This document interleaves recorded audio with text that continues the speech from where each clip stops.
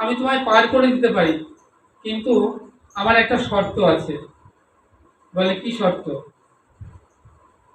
বলে তুমি কিন্তু তোমার চরণ দুখানা ওই নৌকায় রাখতে পারবে না। তুমি নৌকায় বসবে, কিন্তু চরণ দুখানা নৌকার বাইরে রাখতে হবে। রামচন্দ্র বললেন ঠিক আছে, তাই হবে। তো এখন সীতা ঠাকুরানী উঠেছেন, লক্ষণ উঠে বসেছেন।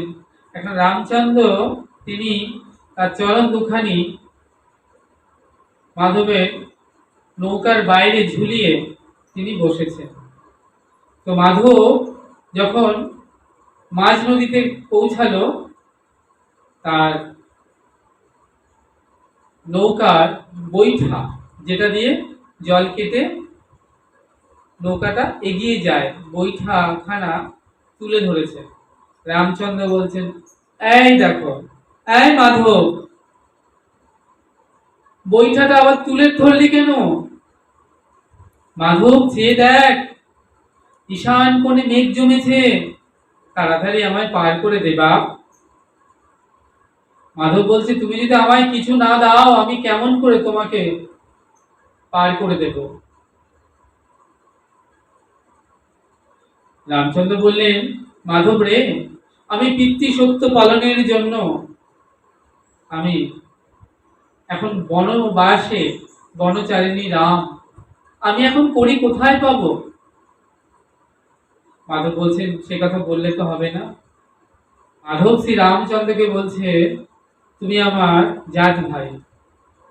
এই কথা শুনে লক্ষণ ক্রোধিত হয়ে বললেন, এই মাধব, তুমি একই কথা বলছো? মাধব বলছে, কেন ঠাকুর, আমি ভুল কি বললাম?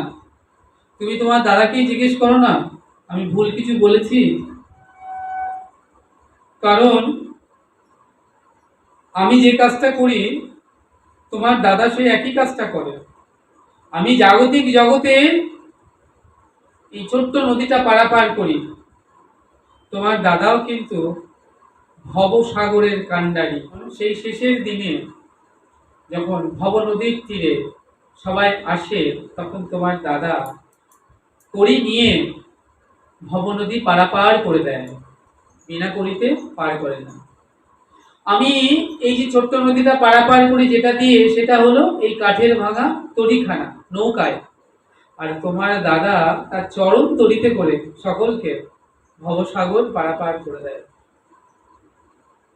আমি যে নদী পারাপার করি তাতে ঢেউ আছে, হাঙর কুমির আছে। আর তোমার দাদা যে নদী ভবসাগর পারাপার করে, তাতেও হাঙর কুমির আছে, তাতেও ঢেউ আছে। কাম কামনার ঢেউ, কামনা বাসনার হাঙর কুমির সে সাগরে সদা সর্বদা রয়। তাহলে আমরা দুজন তো একই কাজ করি, হলাম কিনা মাঝি? তাহলে জাত ভাই হলাম কিনা?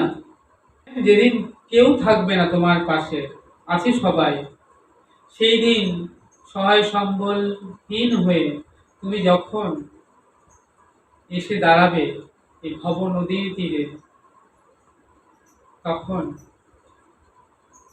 ভব পাড়ের কড়ি নিয়ে তোমার দাদা চরণ তলিতে করে ভবসাগর পার করে দেন। তাই মাধব বলছে, ঠাকুর, আমায় যদি তুমি কিছু না দাও, তাহলে আমি কেমন করে তোমায় পার করে দিই?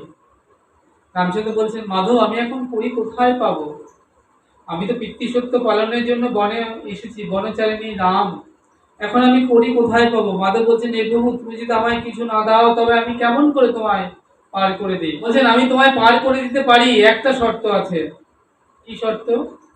আহ যেদিন আমার বলে কেউ থাকবে না, আছে সকলে, যেদিন আমি সব হারায়ে তোমার ভব নদীর কূলে এসে দাঁড়াবো, সেদিন হয়তো আমি তোমায় বলতে পারবো না যে আমায় পার করে দাও। হয়তো সেদিন বলবার মতো ভাষা থাকবে না, হয়তো শরীরে শক্তি সামর্থ্য থাকবে না।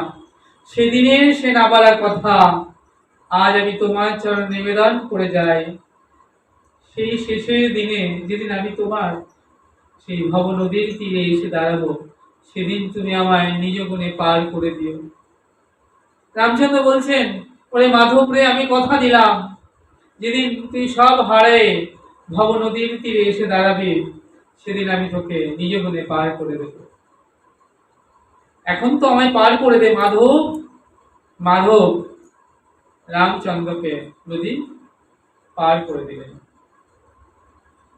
তো সীতা ঠাকুরানী নৌকা থেকে নেমে এগিয়ে চলেছেন, অনুজ লক্ষণ এগিয়ে চলেছেন। তো রামচন্দ্র মনে মনে ভাবছেন যে আমি মাধবকে একটু পরীক্ষা করে দেখি। তিনি তার চরণটা মাধবের ভাঙা তরিতে স্পর্শ করলেন, আর স্পর্শ করা মাত্রই দেখতে দেখতে ভাঙা কাঠের তরিখানা সোনার তরিতে পরিণত হয়ে গেল। মাধব পেছন ফিরে তাকিয়ে দেখছে এত আলোর যদি কোথা থেকে আসছে, দেখছে তার ভাঙা কাঠের তরিখানা সোনার তরিতে পরিণত হয়েছে। অমনি মাধব চোখের জলে কেঁদে এসে রামচন্দ্রের চরণে এসে পড়লেন, ঠাকুর তুমি এ কি করলে? তুমি তুমি কাঠের ভাঙা তরিখানায় চরণ ছোঁয়ালে, যে সোনার তরিতে পরিণত হয়ে গেল। লোহার দেহখানা লোহার রইল, কেন আমার দেহখানা তুমি তোমার চরণটি ছোঁয়ালে না? তাহলে এই লোহার দেহখানা মুহূর্তের মধ্যে সোনার দেহে পরিণত হয়ে যেত। বলে কেন ছোঁয়ালে না তোমার এই চরণখানা আমার লোহার দেহ তরিতে? উনি রামচন্দ্র জয়ী হলেন মাধবকে, বলেন মাধব তুই হলি মাধব আর আমি হলাম রাঘব, আয় দুজন মিলে মিতালি করি। রামচন্দ্র মাধবকে জড়িয়ে বললেন। তাই বললেন এই সংসারে যারা সেবক, প্রকৃত সেবক, তারা আত্মসুখ বর্জিত, তাদেরকে দিলেও তারা নিতে চায় না।